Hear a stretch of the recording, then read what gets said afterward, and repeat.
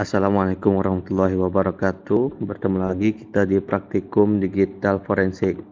Pada pertemuan kali ini kita akan membahas tentang image forensik atau forensik gambar, atau bisa juga disebut dengan multimedia forensik.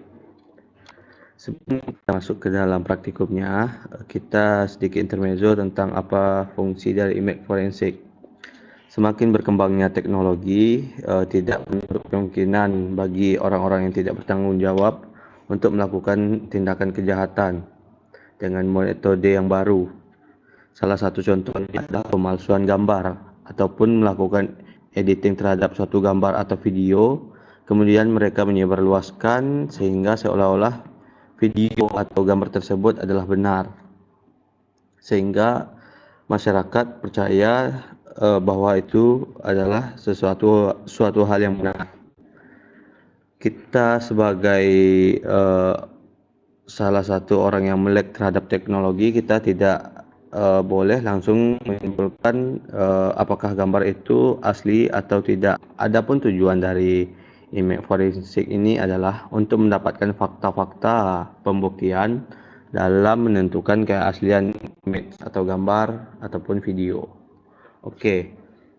Nah, di sini ada beberapa langkah dalam melakukan analisa terhadap gambar ataupun video. Untuk softwarenya sendiri kita menggunakan sebuah situs yang mana bisa digunakan untuk melakukan analisis gambar dengan beberapa tools, yaitu ada magnifier, clone detection, error level analysis, noise analysis, PCA, metadata, dan string extraction. Sebenarnya ada banyak lagi tools yang bisa kita gunakan, tetapi untuk pertemuan kali ini kita hanya menggunakan ini saja. Oke, lanjut kita ke tools yang pertama, yaitu magnifier.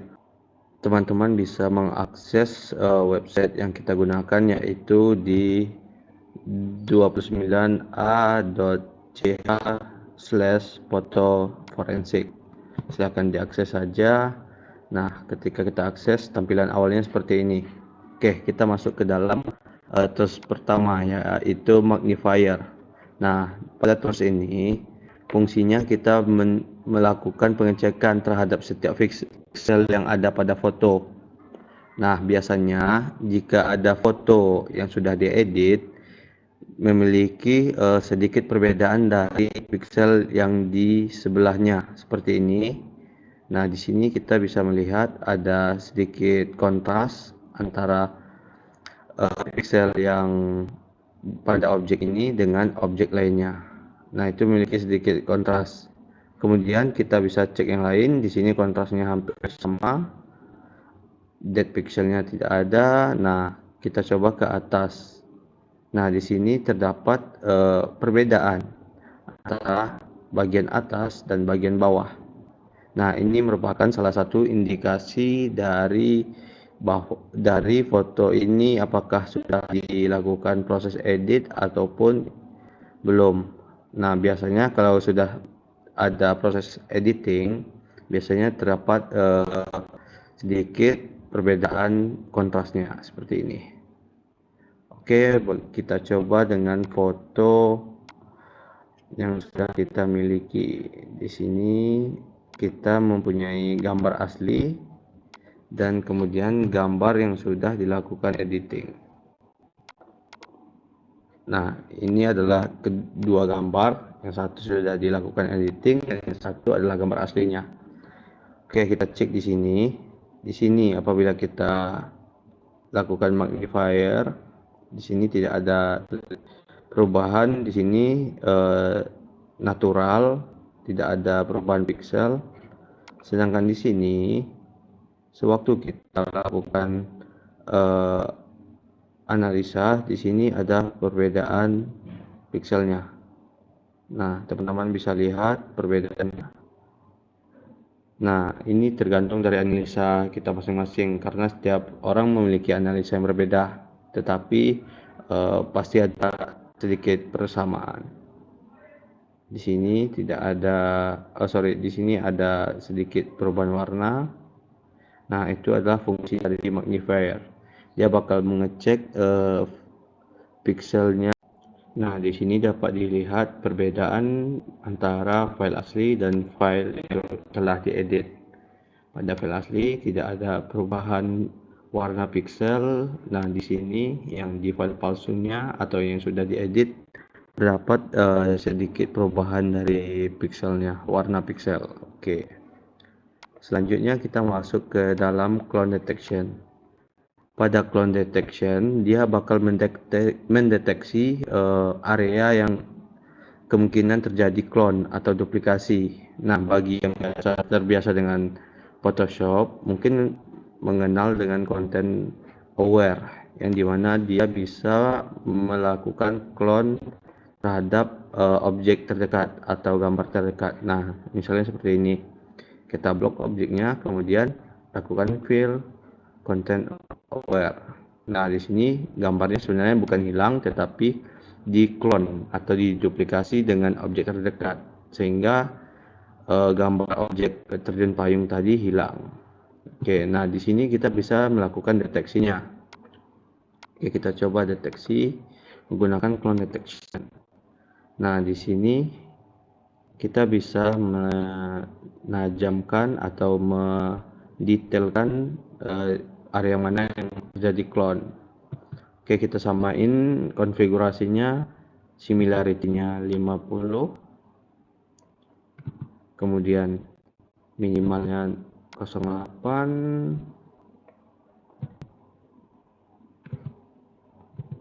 clusternya 7, kemudian block size. Ini sebenarnya bisa kita lakukan sesuai dengan analisa kita, nggak harus sama seperti ini. Oke, yang di photo editing juga kita coba lakukan penyesuaian. Cluster 7, block size-nya 3, maksimal size-nya oke. Nah, ini dia hasilnya muncul tergantung kepada koneksi kita, karena ini toolsnya bersifatnya online, jadi tergantung. Nah, di sini tanda-tanda merah merupakan indikasi bahwa adanya cloning terhadap area sekitarnya. Sedangkan di sini bisa kita lihat. Nah, di sini juga terdapat tetapi hanya sedikit. Nah, ini kemungkinan karena objeknya sama, jadi maka muncul ini. Sedangkan di sini dia terdapat garis-garis. Berarti di sini ada indikasi bahwa objek di sekitaran ini terdapat duplikasi atau clone. Oke, kita bisa lihat hasilnya di sini. Nah, ini hasil dari gambar asli, dan ini adalah gambar yang sudah diedit. Yaitu terdapat garis merah atau warna pink yang memiliki arti bahwa itu terjadi cloning. Oke. Nah, ini merupakan konfigurasinya. Oke, selanjutnya kita bakal membahas tentang tools error level analysis. Nah, pada tools ini gambar akan dikompres, kemudian akan menunjukkan indikasi-indikasi tertentu terhadap area yang memiliki kemungkinan terjadinya duplikasi atau cloning. Kita bisa cek di sini. Nah, biasanya kalau untuk error analyze itu jika terjadi duplikasi atau cloning, warna yang dihasilkan adalah cenderung ke putih-putihan ataupun cenderung ke hitam. Nah, di sini kita cek, kita bisa mengatur JPEG quality-nya seberapa. Nah, di sini kita menggunakan quality 90. Nah, di sini kita cek. Sepertinya warnanya senada ataupun tidak ada perubahan. Sedangkan di sini di file yang telah kita edit terdapat objek putih. Ini merupakan ciri-ciri dari duplikasi. dengan deteksi menggunakan error level analysis. Oke, nah di sini juga kita bisa atur. Nah, semakin terang maka semakin terlihat bahwa itu adalah duplikasi, indikasi dari duplikasi. Oke, kita bisa cek di sini hasilnya. Ini adalah file asli, yang kali ini adalah file duplikasi atau file yang telah diedit. Oke, selanjutnya kita akan bahas tentang noise analysis atau tools noise analysis. Nah, pada tools ini kita harus perlu teliti karena tidak semua gambar bisa dianalisa dengan menggunakan tools ini.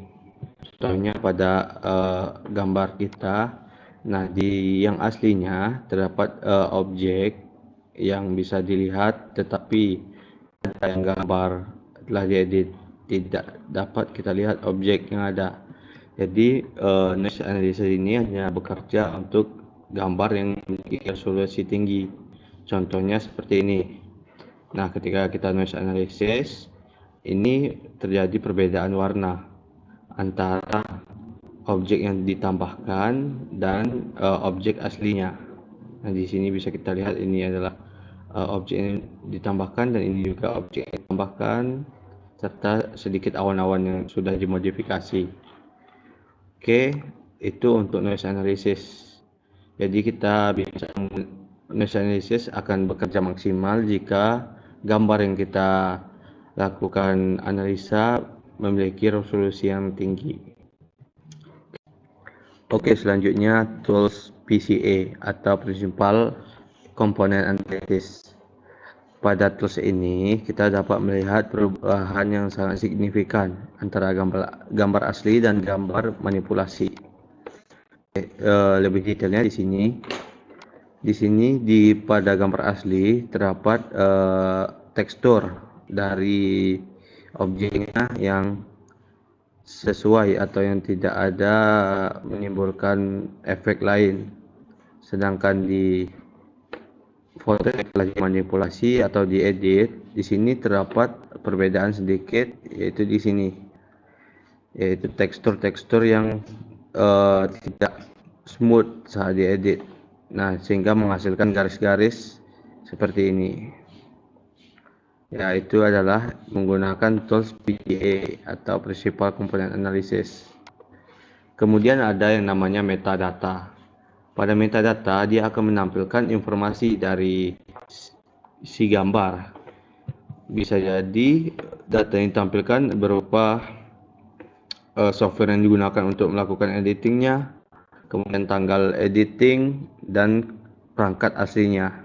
Nah, di sini kebetulan tidak ada perangkat asli yang ditampilkan, tetapi di sini hanya menampilkan software yang digunakan untuk editing dan tanggal saat editingnya. Nah, sebenarnya kita bisa mendapatkan informasi lebih jelas. Nah, seperti ini. Di gambar aslinya tidak ada metadata font. Oke, kita lanjut contoh yang lain. Di sini di gambar yang telah disediakan oleh websitenya, kita bisa cek di metadatanya. Nah, di sini terdapat menggunakan kamera Sony dan ini pengaturannya, modelnya, nah software yang digunakan dan modify. Nah, kita coba contohnya menggunakan gambar yang kita tangkap dari kamera. Oke, download sebentar. Nah, ini adalah gambar yang ditangkap oleh kamera. Oke, di metadatanya, nah di sini ada modelnya, kemudian tipenya apa dan ISO-nya bisa kita cek di metadata. Semua informasi tentang perubahan bisa kita cek di metadata jika ada. Oke, selanjutnya kita bakal masuk ke string extraction. Nah, string extraction ini adalah gambarnya berupa string. Di dalam string ini kita juga bisa mendapatkan info seperti ini, perangkat yang digunakan, kapan gambarnya diambil, dan lain sebagainya. Ini adalah Redmi Note 10 dan informasi lainnya. Sedangkan di sini kita cek. Nah, di sini ada EXIF atau EXIF ini adalah untuk mendeteksi apakah ada perubahan. Jika gambar asli biasanya tidak ada Oke, kita coba. Nah, ini gambar hasilnya tidak terdetek exif atau gambar ini belum diubah. Oke, sekian dari materi kita hari ini. Apabila ada kekurangan, mohon maaf. Oke, sampai jumpa di pertemuan selanjutnya. Terima kasih.